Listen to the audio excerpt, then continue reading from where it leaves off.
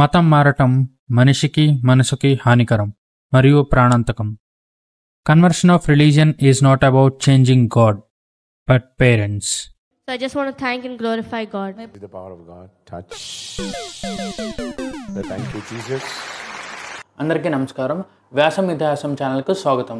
ఇటీవల జరిగిన ICC women world cup సిరీస్లో మహిళా క్రీడాకారిణి యొక్క వీడియోని చూడండి ఇప్పుడు.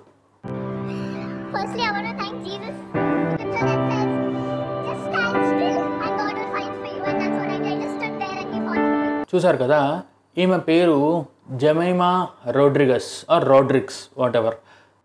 Lord will fight for you అంటే యేసు యుద్ధం చేశాడు. యుద్ధం అంటే ఈ సందర్భంలో అది క్రికెట్ కాబట్టి యేసే క్రికెట్ ఆడాడు అని తను చెప్పిందనమాట. యేసుకి క్రికెట్ వచ్చా? ఇది నా క్వశ్చన్. యేసు క్రికెట్ వచ్చా అని ఇలా మాట్లాడేస్తున్నావు కదా, పోనీ ఇలా తీసుకోవద్దు అంటే సరే పోనీ ఇలా తీసుకోను. ఇలా తీసుకోకుండా యేసు తినక ఆశీర్వాదాన్ని ఇచ్చాడు కాబట్టి తినే గెలిచింది అని మనం కనుక అనుకున్నట్లయితే, అటువైపు ఆస్ట్రేలియా టీంలో ఎవరైతే ఓడిపోయారో వాళ్ళు క్రిస్టియన్సే కదా. ఆస్ట్రేలియా అంటేనే అది ఒక క్రైస్తవ దేశం కాదా. ఈ స్పీచ్ విన్నవాడు ఎలా తయారవుతాడంటే, ఓహో యుద్ధము యెహోవాదే అంటే క్రికెట్ యేసుదే కాబట్టి మనం శుభ్రంగా బైబిల్ తీసి చదువుకుందాం.